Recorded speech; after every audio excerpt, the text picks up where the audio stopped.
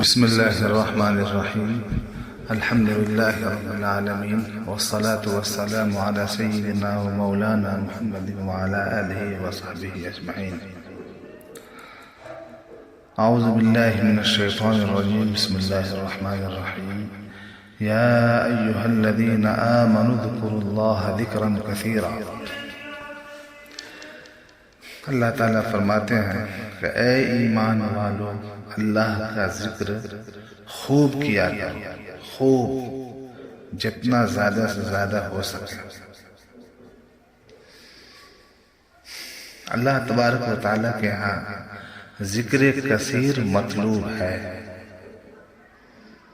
اور ذکر زبان سے بھی ہوتا ہے اور دل سے بھی ہوتا ہے، دونوں طرح کا ہوتا ہے۔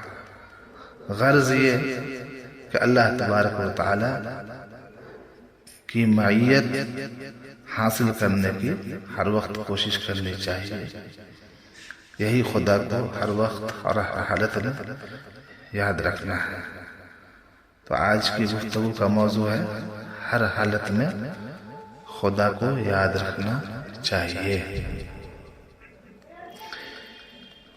میں اس سلسلے میں آپ حضرات کے سامنے حضرت حکیم الامت رحمۃ اللہ علیہ کے ایک دو ملفوظ بیان کر دیتا ہوں، تاکہ ان کے کلمات کی برکت آپ بھی محسوس کریں اور ہم بھی محسوس کریں، ہمیں بھی فائدہ ہو اور آپ کو بھی فائدہ ہو۔ حضرت حکیم الامت رحمۃ اللہ علیہ نے اپنی ایک مجلس میں فرمایا کہ اسلام کی تعلیم کا اصل مقصد خدا کی یاد ہے، خدا کی طاعت ہے، خدا سے صحیح تعلق رکھنا ہے۔ ایسی تعلیم غیر اسلام میں کوئی نہیں دکھا سکتا۔ چنانچہ تمام احوال کے متعلق، مثلا گھر میں جاؤ، گھر سے باہر، یا پخانہ جاؤ یا پخانے سے باہر آؤ، وضو کرو، نماز پڑھو، حتیٰ کہ انزال کے وقت جبکہ سوائے بیوی کے اور کوئی چیز نظر میں نہیں ہوتی، اس وقت کے لیے بھی اس کی تعلیم موجود ہے کہ خدا کو یاد رکھو۔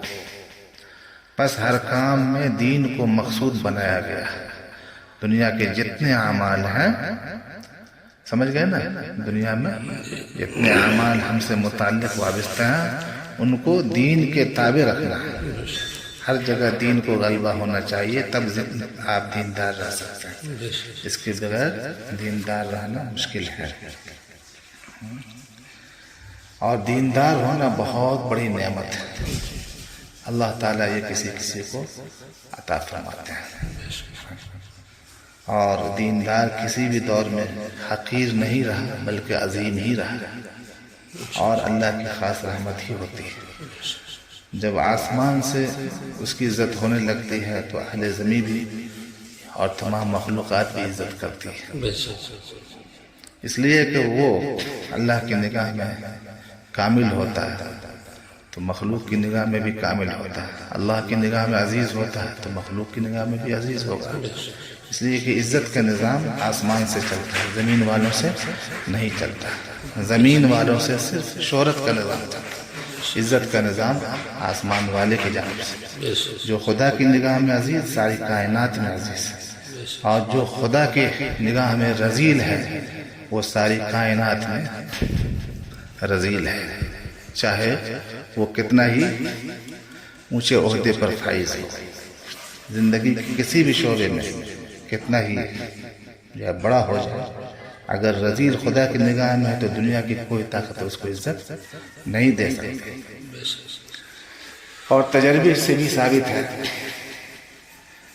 کہ دیندار شخص جو حقوق ادا کر دیتا ہے اللہ کے اور انسانوں کے، وہ غیر دیندار ادا نہیں کر پاتے، چاہے وہ کتنا ہی منظم ہو، کتنا ہی باوصول ہو، کہیں نہ کہیں نشیب و فراز اور کمی کوتاہی ہوگی، بعض زیادہ بھی ہو جاتے ہیں۔